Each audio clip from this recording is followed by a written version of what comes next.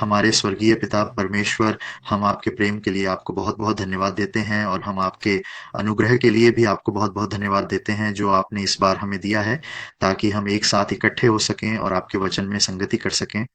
पिता परमेश्वर, हम अभी भी कोविड महामारी के बीच में हैं। हमारे कार्यस्थलों, उनके वित्त, उनके परिवारों और यहाँ तक कि चर्च में हमारे विश्वास के जीवन में भी अभी भी कई कठिनाइयाँ हैं।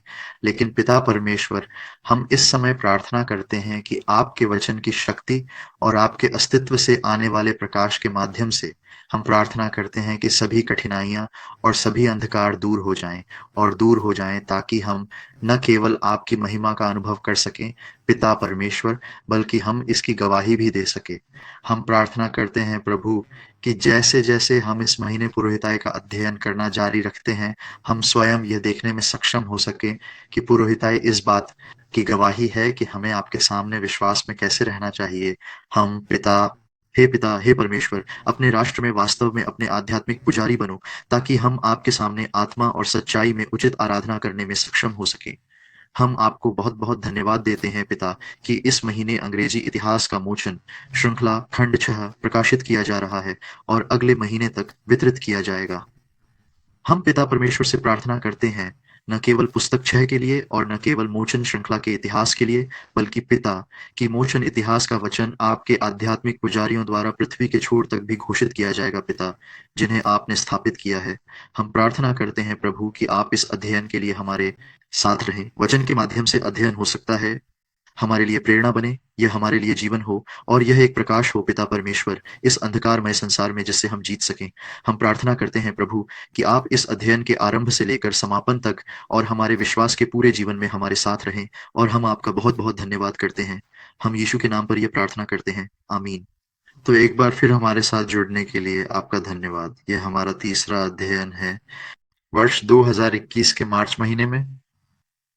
जैसा कि आप जानते हैं, इस महीने हमारे अध्ययन का विषय है पौरोहित्य और छुटकारे का इतिहास और आज यह पहला भाग है।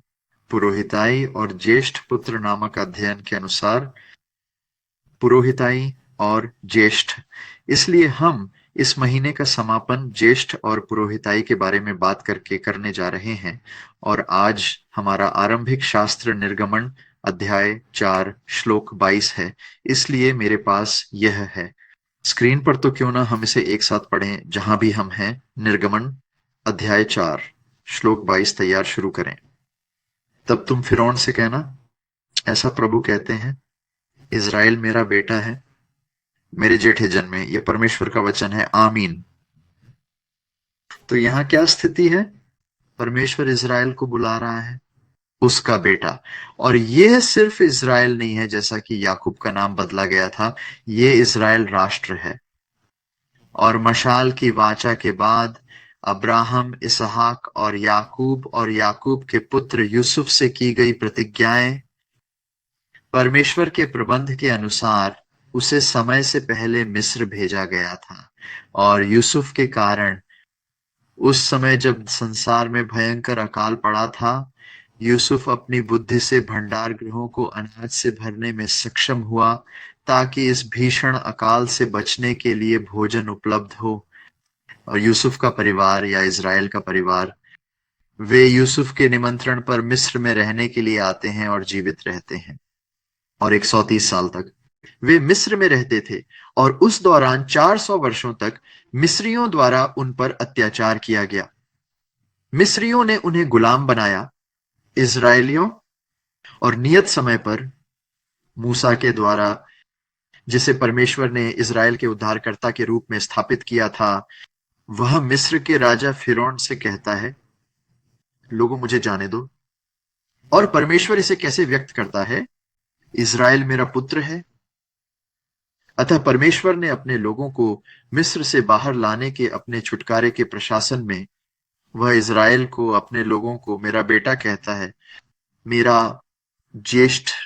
और मुक्ति के इतिहास की छठी पुस्तक ज्येष्ठ पुत्र के महत्व के बारे में बात करती है और यह लेवियों से कैसे संबंधित है और यह पुरोहिताई से कैसे संबंधित है। और हम जा रहे हैं आज से ही इसके महत्व को समझना शुरू करें।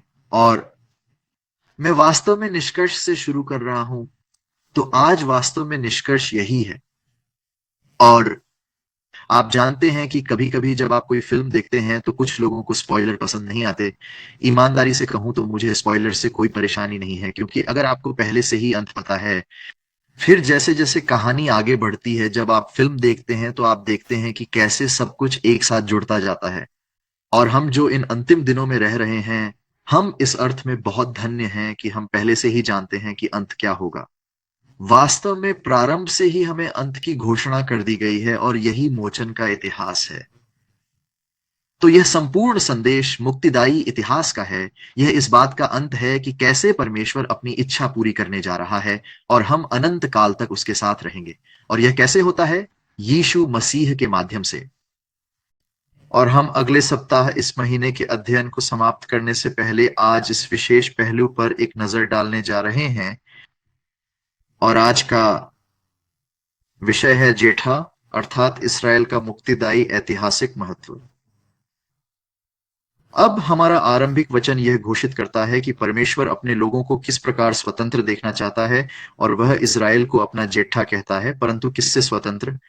मिस्र से मुक्ति और छुटकारे के इतिहास में मिस्र की क्या भूमिका है?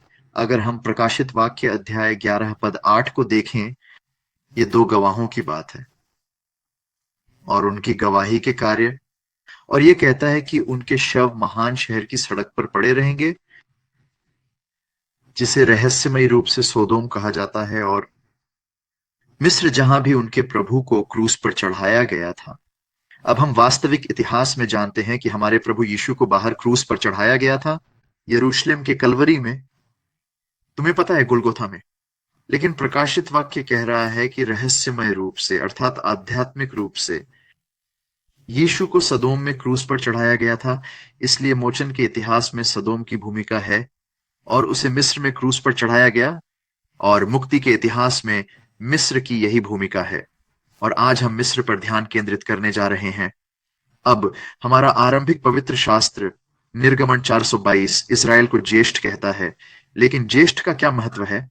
प्रकाशित वाक्य अध्याय 1 पद 5 और 6 हमें बताते हैं, और यीशु मसीह से जो विश्वास योग्य गवाह है, मृतकों में ज्येष्ठ है। ठीक है, तो हमारे पास ज्येष्ठ पुत्र की यह छवि है, और यह यीशु के लिए महत्वपूर्ण है क्योंकि यीशु मसीह मृतकों में ज्येष्ठ पुत्र है। हम अध्ययन में इस पर आगे काम करेंगे। और पृथ्वी के राजाओं के हाकिम के नाम, जो हमसे प्रेम रखता है और जिसने अपने लोहू के द्वारा हमें पापों से छुड़ाया है, और उसने बनाया है हम एक राज्य बने, अपने परमेश्वर और पिता के याजक, महिमा और प्रभुता सदा सर्वदा उसी की हो, आमीन। तो प्रकाशित वाक्य हमें बता रहा है कुछ बहुत महत्वपूर्ण बातें। अध्याय 1 में प्रकाशित वाक्य हमें बता रहा है कि यीशु न केवल मरे हुओं में ज्येष्ठ है, लेकिन उसके खून के माध्यम से हम परमेश्वर के लिए एक राज्य और याजक बनने के लिए बनाए गए हैं। अतः हमारे पास ज्येष्ठ पुत्र यीशु, मृतकों में ज्येष्ठ पुत्र के बीच यह संबंध है, और यीशु के द्वारा पुरोहितों का राज्य बनना ईश्वर को। तो आइए इस पर आगे गौर करें, इन श्लोकों को लिख लें। मैं आज पहले इवेंजलिस्ट जोआना से बात कर रहा था, और जब हम हिस्ट्री ऑफ रिडेम्पशन श्रृंखला पढ़ते हैं, तो लेखक रेवरेंड अब्राहम पार्क बहुत सारी व्याख्या करते हैं, कुछ आयतों और कुछ सिद्धांतों के बारे में बाइबल का। लेकिन वह हमेशा क्या करता है? वह संदर्भ छंद देता है। और आप जानते हैं, हमारे पास हर संदर्भ श्लोक को लिखने की क्षमता नहीं है, लेकिन उन्हें इसलिए लिखा जाता है ताकि हम समझ सकें कि लेखक का क्या मतलब है। पुस्तक 6, अंग्रेजी पुस्तक 6 में इस बारे में बात की गई है, लेवी का गोत्र और पहलौठे की मंडली। और पेज 125 में, तो जब पेज 125 पर किताबें लेने का समय आएगा, तो उसमें ये संदर्भ श्लोक हैं। कृपया उन्हें लिख लें, उन्हें लिख लीजिए, इन्हें पढ़ें। मैं आपको इस अध्ययन के बाद इन्हें पढ़ने के लिए प्रोत्साहित करता हूं, और हम वास्तव में कुलुस्सियों के अध्याय 1 पद 18 से पढ़ेंगे। इसलिए यदि आपके पास अपनी बाइबल है, तो मेरे साथ इसे पढ़ें। कुलुस्सियों के अध्याय 1 से श्लोक 18, और इसमें लिखा है, वह अर्थात यीशु मसीह, वह शरीर का मुखिया भी है, चर्च, और वह शुरुआत है मृतकों में से ज्येष्ठ, ताकि वह स्वयं हर चीज में प्रथम स्थान प्राप्त कर सके। देखो, यीशु हर बात में प्रथम है। तथ्य यह है कि वह ज्येष्ठ है। इसका मतलब है कि वह पुनरुत्थान में पहला है और इस कारण वह मरे हुओं में ज्येष्ठ है। हम जानते हैं कि यीशु के पुनरुत्थान के माध्यम से हमें मुक्ति मिली है और इस तरह हम बन जाते हैं परमेश्वर के राज्य में पुरोहिताई।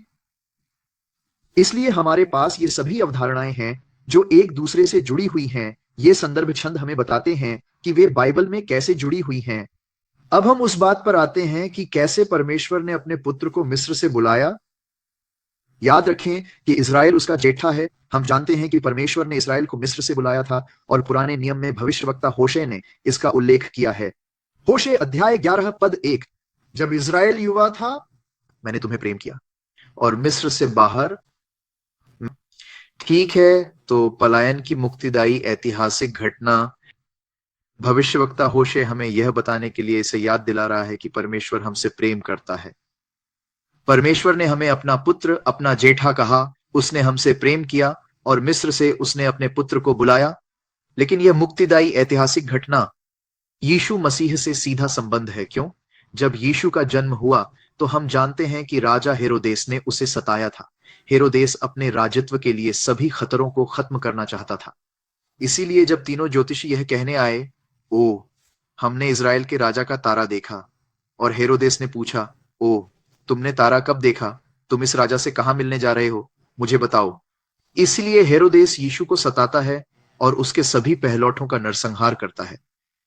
और यूसुफ भौतिक पिता, जो कानूनी तौर पर यीशु के पिता थे, एक देवदूत द्वारा चेतावनी दी गई थी और वह भाग गया मिस्र को।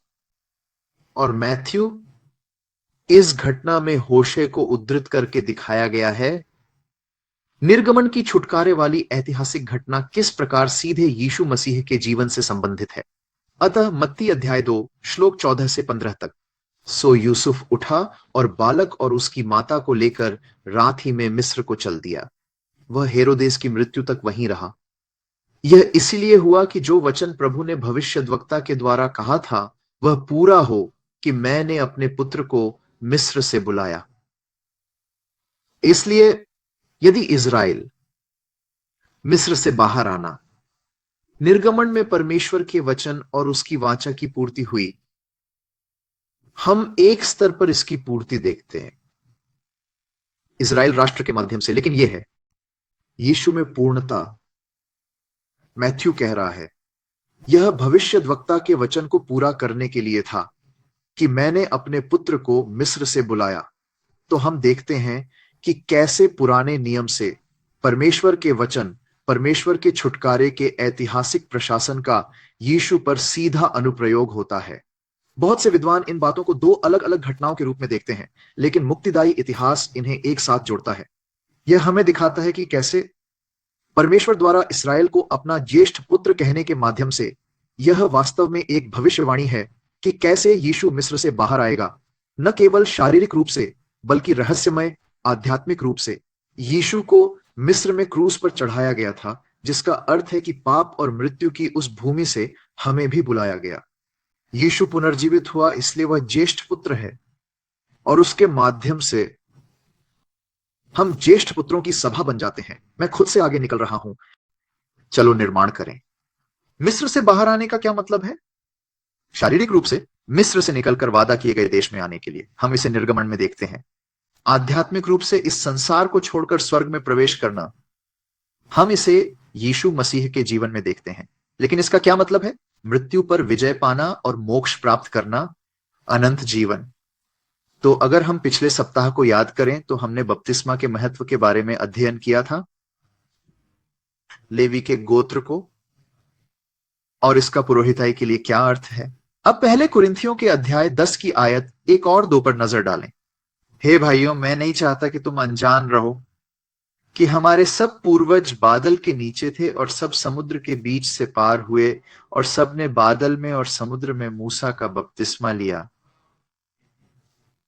तो पहला कुरिन्थियों हमें बता रहा है कि निर्गमन की घटना से उनका नदी पार करना,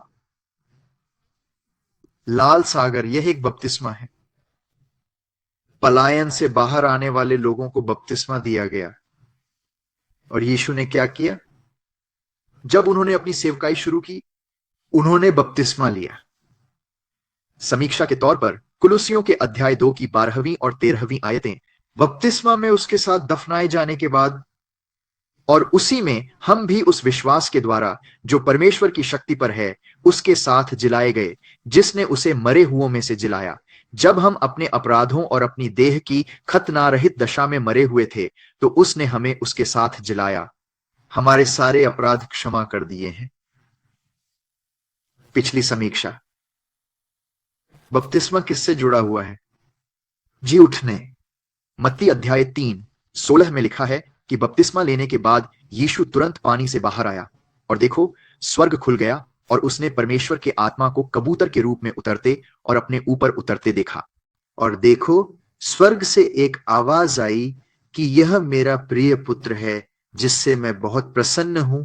इसलिए यीशु ने अपनी सेवकाई में बपतिस्मा व्यक्त किया, जो दर्शाता है कि हम बपतिस्मा में उसके साथ कैसे दफनाए गए और उसके साथ जी उठे, अर्थात हम अपने अपराधों में मरे हुए थे, परंतु जीवित किए जाने के लिए उसके साथ जी उठे। इसलिए बपतिस्मा हमारे अपराधों की क्षमा का प्रतिनिधित्व करता है। बपतिस्मा दर्शाता है कि हम यीशु मसीह के साथ कैसे मर गए, लेकिन उसके पुनरुत्थान के माध्यम से हम जीवित हैं। इसलिए एक बार फिर से आने के लिए वापस जाएं। मिस्र से बाहर आने का क्या मतलब है? जब आप मिस्र से बाहर आते हैं तो आपको बपतिस्मा लेना पड़ता है। इसका मतलब है कि आप यीशु मसीह के माध्यम से अपने अपराधों से जीवन में आ रहे हैं। अब यदि आपने बपतिस्मा लिया है तो इसका क्या अर्थ है? कि आपने दोबारा जन्म लिया है, पानी और आत्मा का। जब आप बपतिस्मा लेते हैं, हम यहां देखते हैं कि यीशु पानी से बाहर आया और परमेश्वर का आत्मा प्रकट हुआ और उस पर उतरा। और यूहन्ना 3 अध्याय की 5वीं आयत कहती है, मैं तुमसे सच सच कहता हूं, यदि कोई जल और आत्मा से न जन्मे तो परमेश्वर के राज्य में प्रवेश नहीं कर सकता। इज़राइल को मिस्र से बाहर किस लिए बुलाया गया था? प्रतिज्ञा किए गए देश में प्रवेश करने के लिए, परमेश्वर के राज्य में प्रवेश करने के लिए।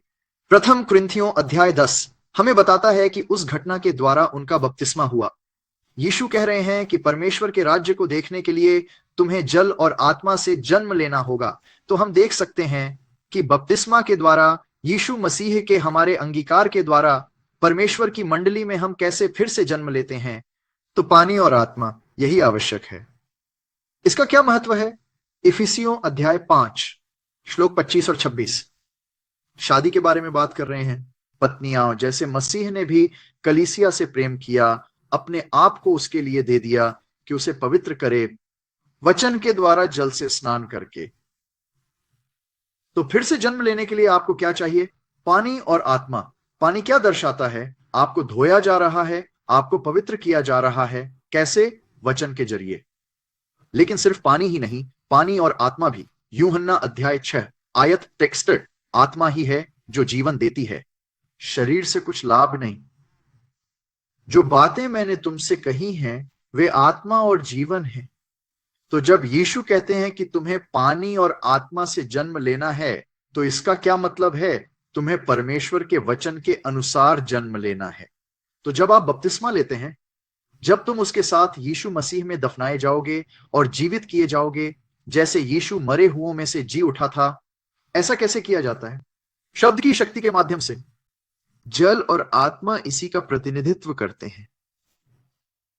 अब रोमियो अध्याय 8 पद 11, परंतु यदि उसी की आत्मा ने यीशु को मरे हुओं में से जिलाया। ठीक है, अगर आप मरे हुओं में से जी उठे हैं तो इसका क्या मतलब है? इसका मतलब है कि आपने बपतिस्मा ले लिया है। अगर आप बपतिस्मा ले चुके हैं तो इसका क्या मतलब है? आपको है, यदि उसी का आत्मा जिसने यीशु को मरे हुओं में से जिलाया तुम में बसा हुआ है, जिसने मसीह यीशु को मरे हुओं में से जिलाया, वही तुम्हारी मरणहार देहों को भी अपने आत्मा के द्वारा जो तुम में बसा हुआ है जिलाएगा। वही कौन है जो मरे हुओं में से जी उठा है? एक जिसमें यीशु की आत्मा वास करती है। यदि आत्मा तुम में वास करती है, इसका मतलब है जिंदगी आप में बसता है। यदि आत्मा आप में वास करती है और आप पुनः जीवित हो जाते हैं, तो इसका अर्थ है कि आपका नया जन्म हुआ है। पानी और आत्मा से आपको बपतिस्मा दिया गया है। आपको मिस्र से बाहर परमेश्वर के राज्य में बुलाया गया है। यदि आपको मिस्र से बाहर परमेश्वर के राज्य में बुलाया गया है, तो परमेश्वर आपको कैसे अपना मानता है? पहला, जन्म। इसलिए यदि आप ईश्वर को स्वीकार करते हैं, यदि आप पानी और आत्मा से दोबारा जन्मे हैं, यदि आप आध्यात्मिक रूप से बपतिस्मा प्राप्त कर चुके हैं, आप बाहर आ गए हैं मौत जीवन के लिए आपके पापों की क्षमा के द्वारा, और परमेश्वर आपको अपना प्रथम पूज्य मानता है। जन्म, वह आप ही तुम्हें अपना जेठा कहता है, और उसी ने तुम्हें मृत्यु में से निकालकर जीवन में बुलाया है। और यही है जेठा होने का मतलब। अब मैं कुलुस्सियों के अध्याय 1 की 18वीं आयत को फिर से सामने लाता हूं। याद रखें कि यह उन श्लोकों में से एक था जिसका पहले उल्लेख किया गया था, इसलिए आइए हम सब मिलकर इसे फिर से पढ़ें। याद करना, याद रखें कि हमने अभी क्या पढ़ा है, और यह वास्तव में कुलुस्सियों के अध्याय 1 की 18 और वह शुरुआत है, मरे हुओं में से ज्येष्ठ पुत्र, ताकि वह स्वयं हर बात में प्रथम स्थान पाए, क्योंकि पिता की यह इच्छा थी कि सारी परिपूर्णता उसमें वास करे, और उसके द्वारा सब वस्तुओं का अपने साथ मेल कर ले। क्रूस के लहू के द्वारा शांति स्थापित करके, मैं कहता हूं उसके द्वारा ही पृथ्वी की वस्तुएं या भीतर की वस्तुएं थीं। स्वर्ग, पिता की यह अच्छी इच्छा थी कि सारी परिपूर्णता उसमें वास करे। श्लोक 19। पद्य 20, उसके द्वारा सब वस्तुओं का मेल करवाना, स्वयं को और सब वस्तुओं को अपने साथ मिलाने का क्या अर्थ है? इज़राइल को मिस्र से निकलकर परमेश्वर के राज्य में आना था, भगवान के पास वापस आने के लिए, परमेश्वर के वचन को पूरा करने के लिए। और यीशु, उसने आत्मिक रूप से हमारे लिए यह किया है, सभी चीजों को अपने साथ मिला लिया है। किस माध्यम से? उसका खून। यदि यीशु का लहू बहाया गया है, तो इसका अर्थ है कि वह मर गया, लेकिन वह पुनर्जीवित हो गया, और इस प्रकार वह, मुख्य बात जो हमें समझनी है वह यह है कि यीशु मसीह ही सच्चा ज्येष्ठ पुत्र है। इसीलिए जब परमेश्वर इस्राएल को अपना जेठा कहता है, जब वह उन्हें अपना कानून दे रहा है, वह निर्गमन अध्याय 13 श्लोक 2 में कहता है, मेरे लिए पवित्र करो हर ज्येष्ठ पुत्र, हर गर्भ की पहली संतान। इज़राइल के लोगों में से चाहे मनुष्य हो या पशु, वह मेरा ही है। ठीक है, तो परमेश्वर ने इज़राइल को अपना जेठा कहा, और परमेश्वर अपने जेठे पुत्र के विषय में क्या कहता है? निर्गमन 13:2 में कहा गया है, हर जेठे पुत्र को अवश्य होना चाहिए पवित्र करना। हर पहलौठा पवित्र है, हर पहलौठा परमेश्वर का है। अतः परमेश्वर शारीरिक पहलौठे का उपयोग कर रहा है। व्यवस्था में यह दर्शाया गया है कि आत्मिक पहलौठा किस प्रकार उसका है, और यह जमा होता है या यह है। खैर, मैं किस शब्द के बारे में सोच रहा हूं? इसका शिखर इस प्रकार से साकार होता है, यीशु मसीह। लूका अध्याय 2 आयत 23। यीशु का जन्म हुआ, वे उसे समर्पित करने गए, और यीशु के माता पिता उसे समर्पित क्यों करना चाहते थे? लूका 2:23, जैसा कि प्रभु की व्यवस्था में लिखा है, हर एक पहिलौठा नर जो अपनी मां से पहले जन्मा हो, वह कहलाएगा यहोवा के लिए पवित्र। यहां देखिए, लूका अध्याय 2 श्लोक 23, और यह बात यीशु मसीह पर भी लागू होती है। नर जो गर्भाशय खोलता है, गर्भ खुलने का क्या मतलब है? हर पहला बच्चा जो जन्म, इसलिए हमें दोबारा जन्म लेना होगा। एक तरह से हम इस दुनिया से बाहर आ जाते हैं, एक गर्भ, और जो कोई इस रीति से जन्मा है वह पवित्र कहलाएगा। भगवान, हर ज्येष्ठ पुत्र प्रभु के लिए पवित्र है। आइए इसे एक पल के लिए याद रखें। हे ज्येष्ठ, यहोवा के लिए पवित्र, लेकिन फिर यह अभिव्यक्ति प्रभु के लिए पवित्र, इसका क्या महत्व है? निर्गमन के 28वें अध्याय में यह याजक के वस्त्रों के बारे में बताता है, और 36वें श्लोक में वहां एक प्लेट है जो चलता रहता है पुजारी के माथे पर। निर्गमन अध्याय 28 श्लोक 36, तुम शुद्ध सोने की एक प्लेट भी बनाओगे, और उस पर मुहर की तरह खोदना होगा, पवित्र को प्रभु। इसलिए महायाजक पगड़ी पहनता है। और वहां शुद्ध सोने की एक प्लेट है। ये एक मुहर की तरह उत्कीर्ण है और ये प्रभु के लिए पवित्र कहता है। ठीक है, चलो इस विषय का पालन करें। हर जेठा प्रभु के लिए पवित्र है। महायाजक के सिर पर एक मुहर है जो प्रभु के लिए पवित्र कहती है। क्या हमारे पास कोई गीत नहीं है जिसे हम यहां गाते हैं? हमारा चर्च, आप सियोन का जानते हैं? ओ, इसे क्या कहते हैं? गीत। माउंट सियोन पर मोहरबंद लोगों के बारे में कुछ ऐसा, मुझे वास्तव में खेद है। लेकिन यदि आप कुछ गीतों पर गौर करें, मेरा मतलब है कि इसमें क्या बात की गई है। जो मुहरबंद हैं, जो परमेश्वर की ज्येष्ठ मंडली के हैं, मुहरबंद, प्रभु के लिए पवित्र। अब इब्रानियों अध्याय 12 की आयत 22 और 23। और जीवते परमेश्वर के नगर स्वर्गीय यरूशलेम को और असंख्य स्वर्गदूतों को, और श्लोक 23 महत्वपूर्ण है, आम सभा को और चर्च जेठा का जो स्वर्ग में नामांकित हैं, और सबके न्यायी परमेश्वर के पास और धर्मियों की आत्माओं के पास। अब देखिए कि हिब्रू में यहां क्या लिखा है। हम सिय्योन पर्वत पर आ गए हैं, स्वर्गीय यरूशलेम। कौन? तुम किसके पास आ रहे हो? पद 23, स्वर्ग में नामांकित पहिलौठों की सामान्य सभा और कलीसिया। अब मेरे साथ अपनी बाइबल खोलो, प्रकाशित वाक्य का 14वां अध्याय, श्लोक 1 और 5। चलो याद करते हैं। यह हम सिय्योन पर्वत पर आ गए हैं, हम पहिलौठों की सभा में आ गए हैं। और जेठा कौन है? जेठा यहोवा के लिए पवित्र है, महायाजक। उसके माथे पर मुहर जैसी नक्काशी है और उस पर लिखा है कि यह प्रभु के लिए पवित्र है। प्रकाशित वाक्य अध्याय 14 आयत 1 से।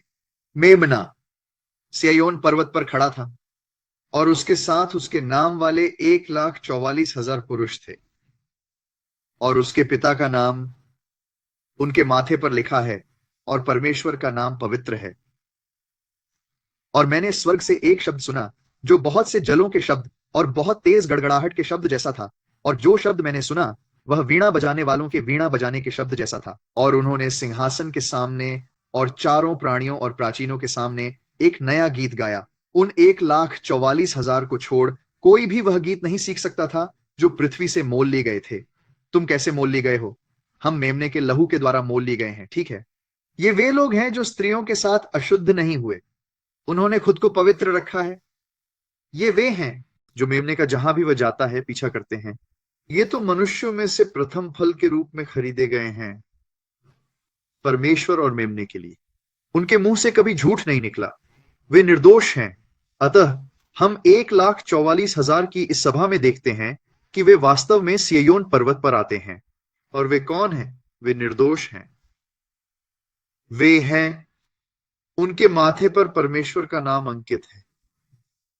अब यदि आप थोड़ा पहले प्रकाशित वाक्य अध्याय 7 की आयत 1 से 3 तक जाएं,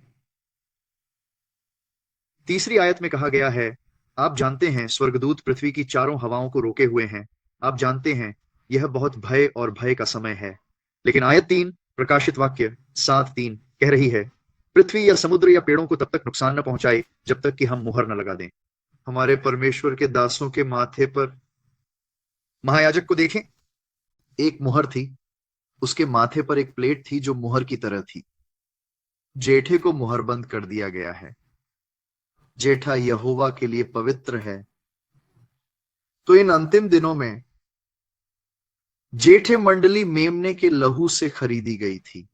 वे मुहरबंद हैं, वे प्रभु के लिए पवित्र हैं। और हम कैसे समझें? परम पूज्य, यह माध्यम है, ज्येष्ठ पुत्र। अब यह लेवियों के माध्यम से व्यक्त किया गया है।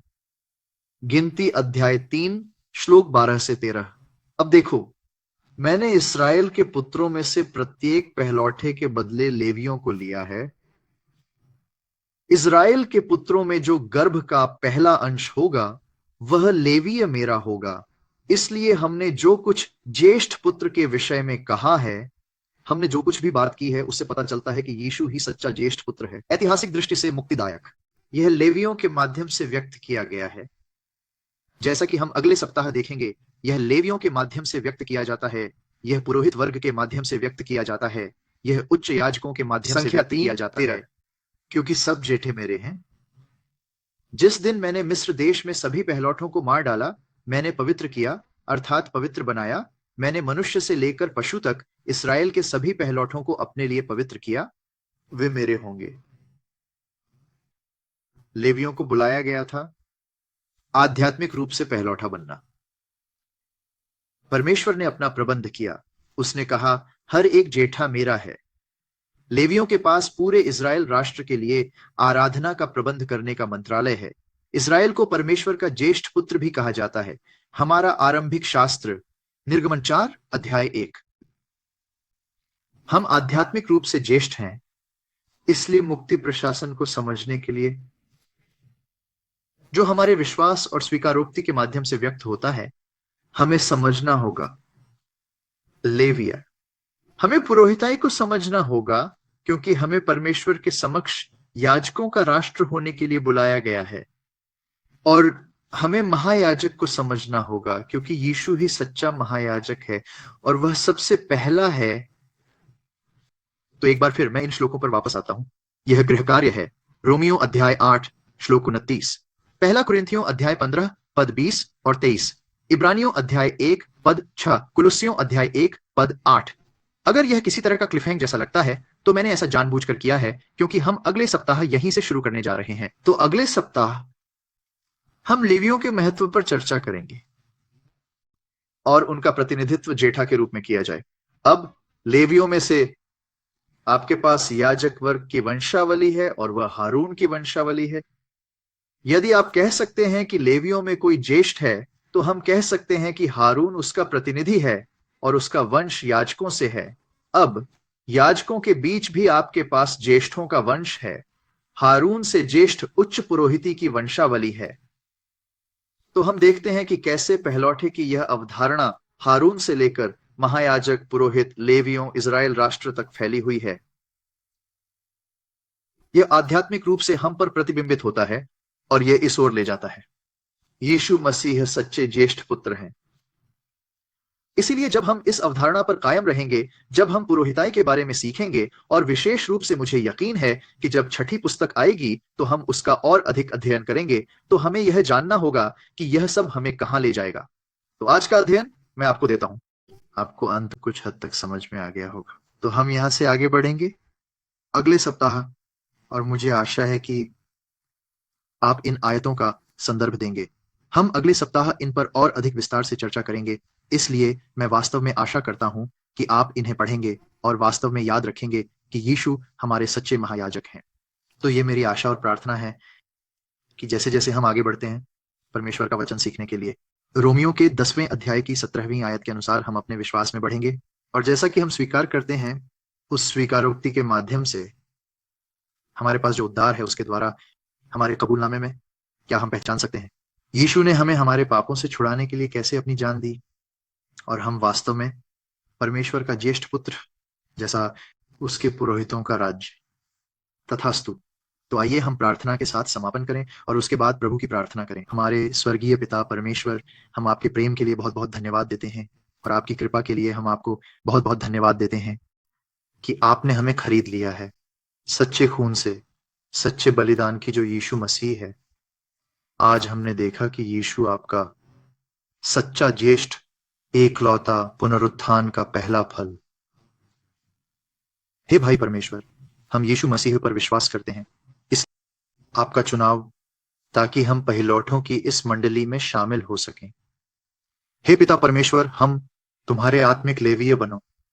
हे पिता परमेश्वर, हम तुम्हारा आध्यात्मिक राष्ट्र और याजकों का राज्य हो, ताकि हम अपने सच्चे महायाजक की सेवा कर सकें। किसके माध्यम से? हमें अपना संपूर्ण छुटकारा मिल गया है। हम इस सुसमाचार की घोषणा करें, न केवल हमारे निकट के लोगों के लिए, बल्कि दुनिया के कोने कोने तक के लिए भी, पृथ्वी। और हम प्रार्थना करते हैं पिता कि मुक्ति के इतिहास और इसकी पूर्ति के माध्यम से हम सभी को मिस्र से बाहर बुलाया जा सकता है, आपके राज्य में प्रवेश करने के लिए और आपके ज्येष्ठ पुत्र के रूप में पहचाना जाना। हम आपको धन्यवाद देते हैं। आपका बहुत बहुत धन्यवाद। तथास्तु।